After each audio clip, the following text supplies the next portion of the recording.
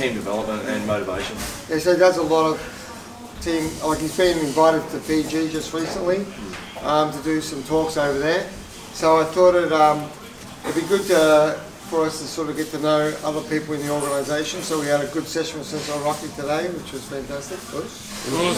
And then Sensei Stuart runs Tasmania. He's also one of their, he's the head kata coach. I'm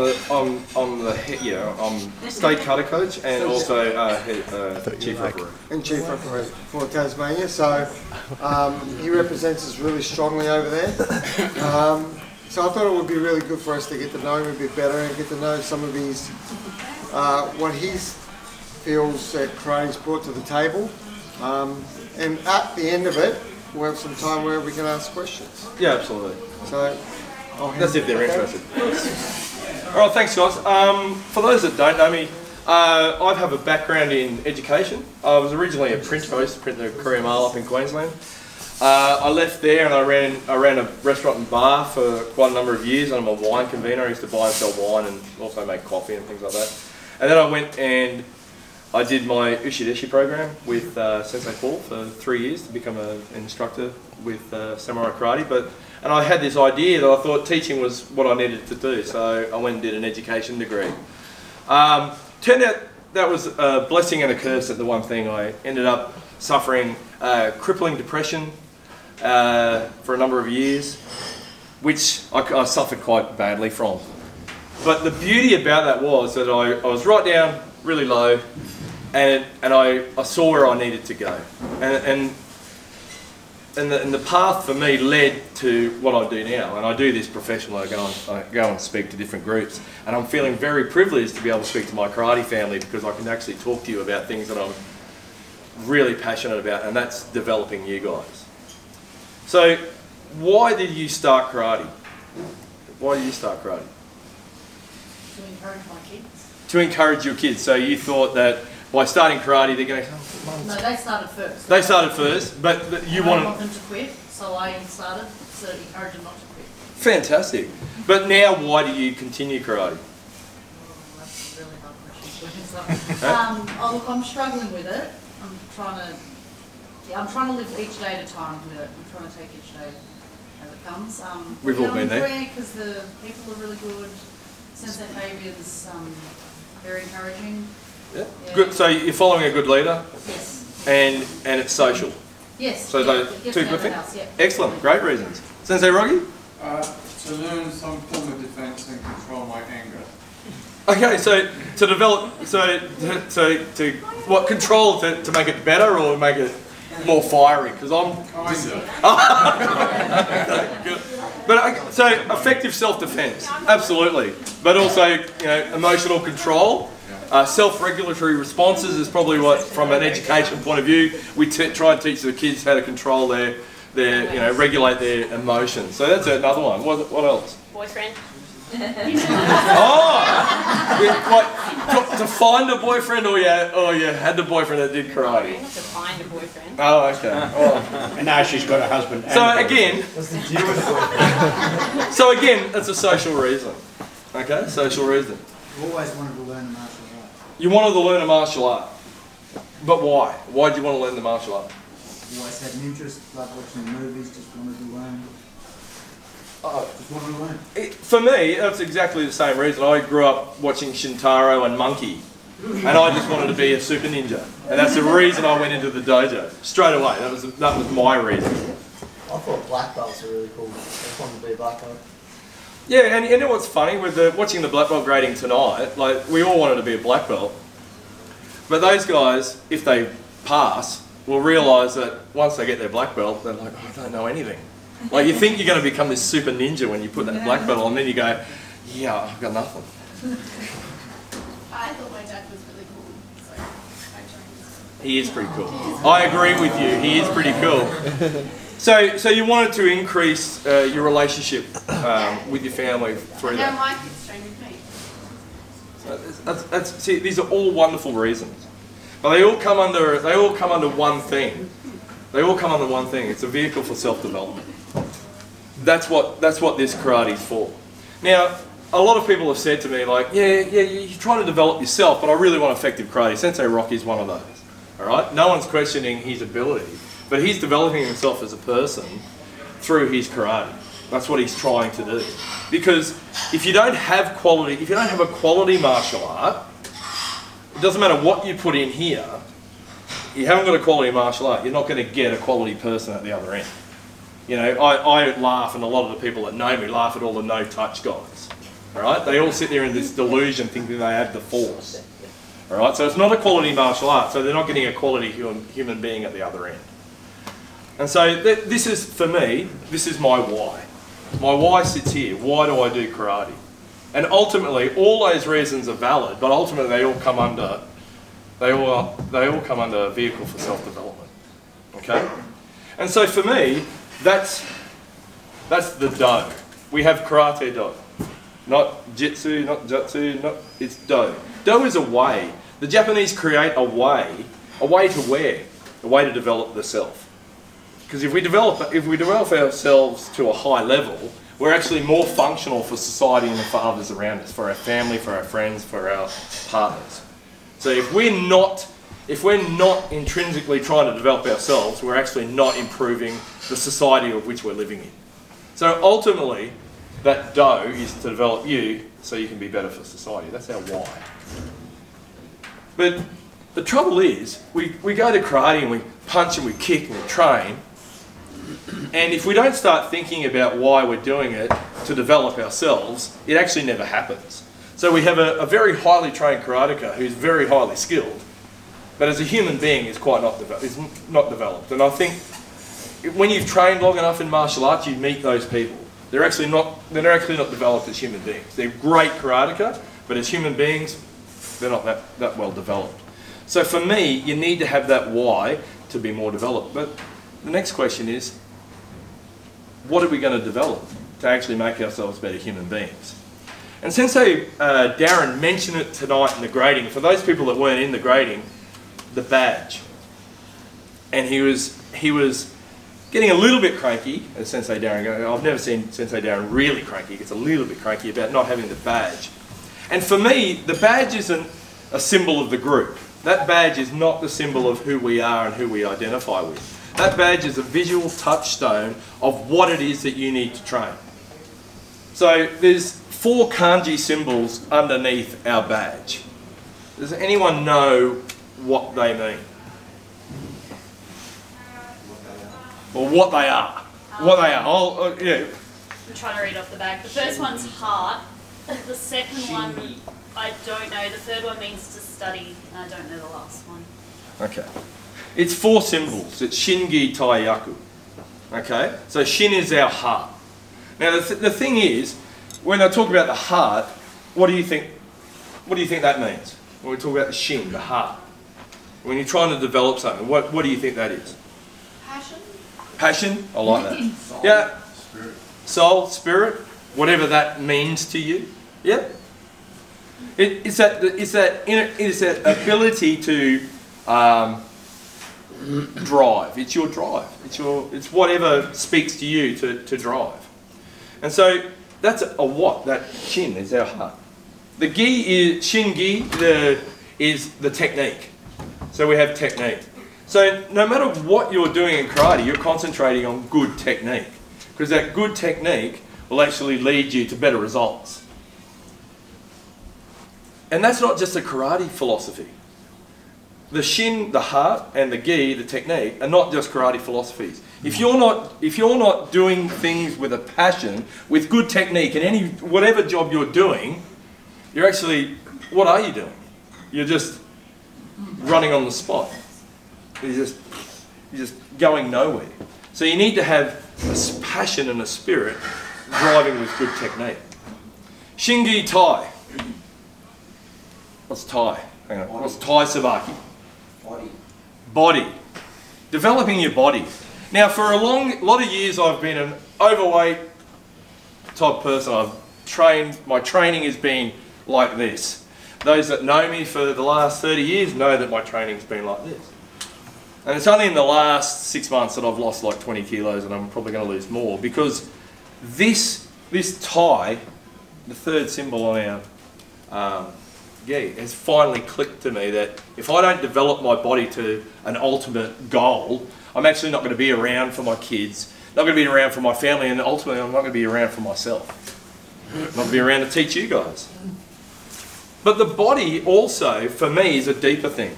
You've got to put your whole body into whatever it is that you're doing. Some people just dip their toe in. You've got those students that come into the dojo, oh, you've always wanted to try a martial art. But they didn't really. They're just seeing if they like it.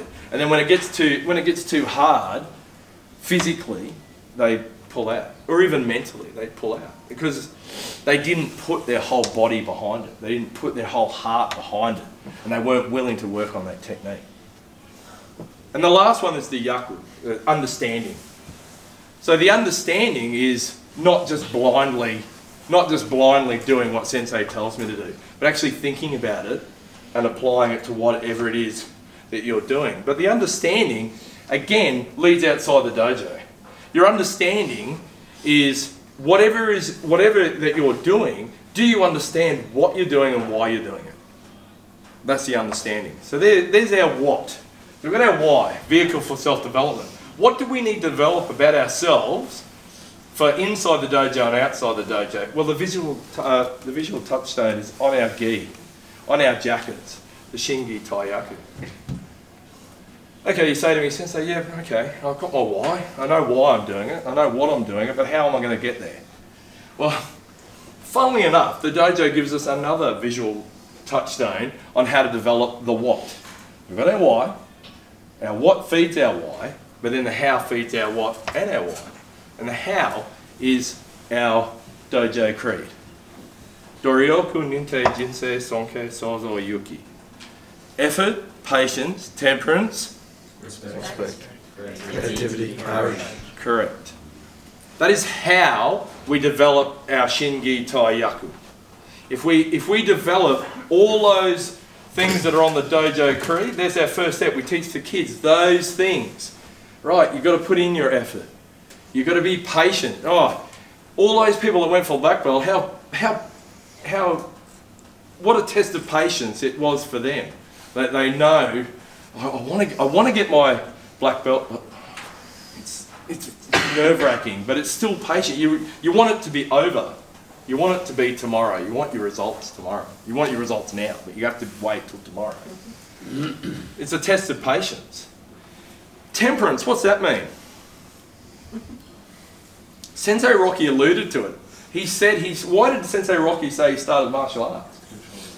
Control his anger. That's temperance. That idea that controlling yourself and your emotions. Because under pressure, if you haven't got a control of your emotions, you're out of control. And if you can't control what it is that you're trying to achieve, that's temperance. So for Sensei Rocky, when he looks at the Dojo Creed, I imagine that temperance is something that speaks to him. He says, oh, I've got to keep working on that. Effort, patience, temperance, respect. Gichin Funakoshi said that karate begins and ends with rei, with respect. It begins with respect. We bow at the beginning, we bow at the end. It's about humility. It's about developing that fact that we're trying to get a better ego. That the ego is how we think you see us. How other people see you. That's the ego. And then when people get an inflated ego, they think that everyone thinks they're legends. But in reality, they're not. But usually people with an inflated ego, they think everyone thinks they're legends, but in reality, everyone thinks they're not so much.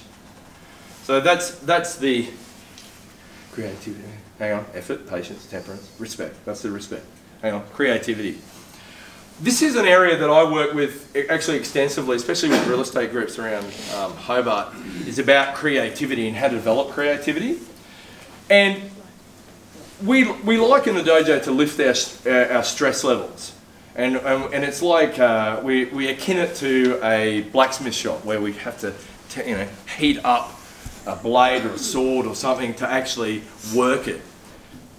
We have that on one hand. But then if the stress levels go too high, we're talking what Sensei Rocky was talking about today. Our hindbrain, our lizard brain kicks in and we actually narrow our focus. So you have your flight, fight or freeze response. So So if your stress level gets too high, it's termed over-arousal. And if that happens, your creativity just disappears. And creativity with karate especially is quite important. Sensei Darren was talking about tournaments. We were talking over dinner about some of the tournaments that Sensei Tom had been in. And if the coach is there, we're lucky. We have karate coaches and athletes. The coach can have a lower stress level so they can see the openings for the athlete, where the athlete's stress levels are high, hindbrain's locked in. The coach is there to try and override that and set that in motion. Does that make sense? Yeah. But in the dojo, if your stress level is too high and your creativity is down, you won't see those openings, and you won't see the bunkai. You won't see with Sensei Rocky when he's doing his bodyguard courses or bodyguard work, and he doesn't. If he's high stressed and he's not seeing the threats that are happening, he's got to maintain his level of arousal to be able to cope with that. Same with police work with Sensei Sarah. You have to learn to control your arousal so that your creativity, and this is the thing, a lot of people don't think it's creativity, but actually seeing things that other people can't see is creative. And so and those people who are bosses or have a team of people, if you're not working to lower the stress levels of your team, you're actually reducing creativity, and your workplace is actually going to suffer. Because the ideas and the innovation comes from creativity. So you should be working to increase creativity. So that's Sozo. And then the last one, Yuki, courage. I think the hardest thing that all of us have ever done is actually walk into the dojo for the first time. It takes a lot of courage. And I think the longer, especially the senseis, the longer we're there, sometimes we find that a bit complacent. We find the dojo almost like second home. We walk in and we're comfortable with it. We're okay with it. But we don't realise it actually took a lot of courage for that person to actually first walk into that dojo and go, I actually want to put on these funny pajamas and I actually want to go and punch and kick and get punches and kicks thrown at me. Like that's, the courage level for that is quite high. So that's that last one, the Yuki, courage. So they're the how. They're the how to develop the what, which ultimately is the why. But the last thing I want to talk about is that all of that needs to marry with real life. The dojo can't be in isolation. The dojo needs to reflect what real life is, and that's why when you focus on the how and the what and the why, you can when you start realising how those connect and how they work together, you can see how it might fit in each and every one of your life. Look, that's what I actually want, that's the message that I wanted to talk to you today, is that we might all be punching and kicking, but how can we turn our karate into karate do? And how we do it is by the things that are around us. By understanding our why, that it's a vehicle for self-development. That our what is the shingi taiyaku that's on our gi. And then how are we going to do it? Through the dojo creed. Doryoku, Ninte, Jisei, Sonke, Sozo, Yuki. Puss? There we go. That's it.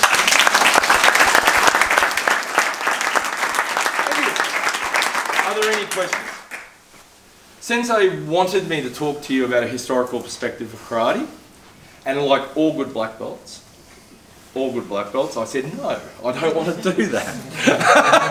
I want to do what I talked to you tonight. So if there's any people that are interested, I have an extensive karate library. I read a lot of that sort of stuff, and I can give you that, and I'm willing to be contacted at any stage about anything that we talked about tonight, and anything like that as well. So if there's any questions, I'm open, and if there's anything that you think of over the weekend, feel free to ask. Go and drink. Are there any questions? Cool. No, that's fine. Sensei. Yep. I've always perceived karate do to be your karate life, not only in your dojo, but also in your everyday life. Mm. And that's the way I've always conducted it. As a matter of fact, one of my kids is here, and if you ask her, I use that sentiments on my children, and I've brought them up that way. Well, see, that's wonderful, because I always, when I was teaching, I used to teach grade 1s and 2s, and I used to use a lot of, if you want to increase language in young people, you've got to use extensive language with them. And I used to teach my grade 1s and 2s about integrity, and I go, integrity is what you do when no one's watching.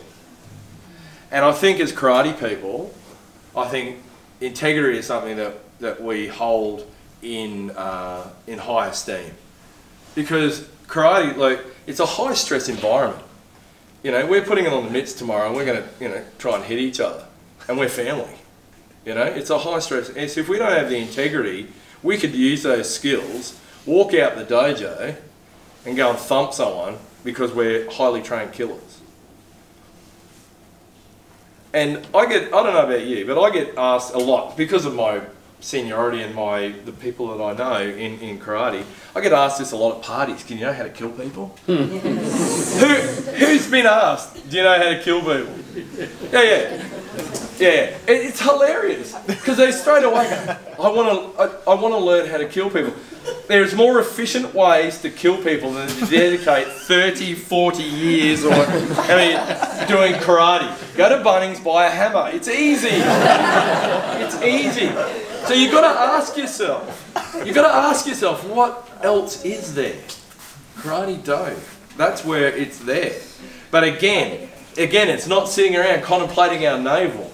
Good quality karate. Input in, good quality karate, quality output. What? Any other questions? Don't go buying hammers at Bunnings. That was not advice, yeah. So you've never killed anyone? No. Sorry. No. Just look at that minute with the federal company. I won't admit it when there's police around. No, absolutely. All right, if there aren't any other questions. I want to know about Mel's boyfriend. Which one? She hasn't been. That was like more than 20 years ago. That's right. Cool. I liked him so much I bought him. I just want to. There's one last thing for those people that are junior grades. In that, like, when I say junior grades, I mean like white belts and yellow belts and orange belts and stuff. If you start thinking about this sort of thing early, it's amazing how your creativity over it, and you'll be able to come to me in 20 years with a different idea and a different point of view. Because I always think ideas are like, you know that game of Jenga? Right? I always think my opinion is a game of Jenga. And every time I hear something new, it's that little piece that's pulled out. And every time I hear something new, the little piece of the Jenga puzzle is pulled out. So eventually that idea can't hold on its own and just falls apart. And then I have to put it back together again with that new idea. And so I encourage all of you to take my ideas that I spoke, pull it apart, see where the holes are, come back to me and let's have a chat about it. But please have a considered response, because I've thought about these things for a long time. I'm just saying, train hard. Because my thought game is pretty good. All right, thank you very much.